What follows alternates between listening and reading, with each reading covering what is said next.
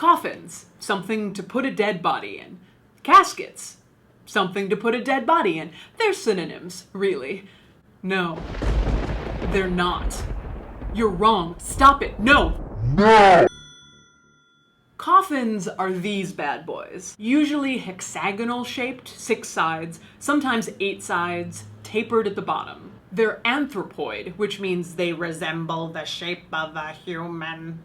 In May, I visited several funeral homes in Australia, and one in particular had a huge storeroom of coffins. It was like walking into Dracula's lair, because in North America, I'm so used to seeing these guys, caskets. Caskets are rectangle, usually lined with fabric, and they're kind of boring. I mean, whatever, they're fine.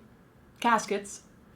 Woo! From a letter in 1859, Mr. Barstow of Rhode Island writes that the rectangular casket is much better than the human-shaped coffin because, and I quote, they obviate, in some degree, the disagreeable sensation produced by a coffin on many minds. Basically, no one wants to be reminded that there's an actual dead body in there. When caskets first caught on, they were promoted as having a clean, simple, chaste design.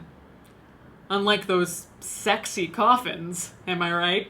Strumpets? Tots? Besides the 4 sides versus 6 sides debate, there hasn't ever been that much revolution in terms of coffin or casket design, although a good outlier is the 1848 patent for something called the Fisk airtight coffin. The designer, Almond Fisk, created a coffin that was cast iron and shaped to the body like a mummy sarcophagus, including a small window over the face for a grieving widow to peek in. Of course, as I talked about in my exploding casket video, creating an airtight environment for a putrefying corpse is such a bad idea.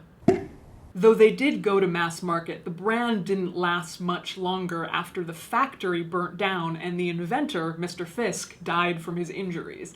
Although it did really amp up our American obsession with preservation, which still shows in our insane metal caskets today. Speaking of innovation, nowadays if you go to Ghana, you can buy a handmade casket in the shape of a cell phone, chicken, Coke bottle, airplane, camera, and my favorite, a uterus. Womb to tomb, my friends, womb to tomb. Throughout history, there's been the question, do we even need caskets or coffins, or is just a shroud enough for burial? In 1784, Joseph II, Holy Roman Emperor, released regulations that said, basically, look, graves are for decomposing. Take your naked dead bodies, sew them into linen shrouds, and put them in a grave with as many people as have died that day, and cover the whole pile in quicklime. The public did not go for these regulations, although I think they're rather communal. What can I say? People have a weakness for coffins.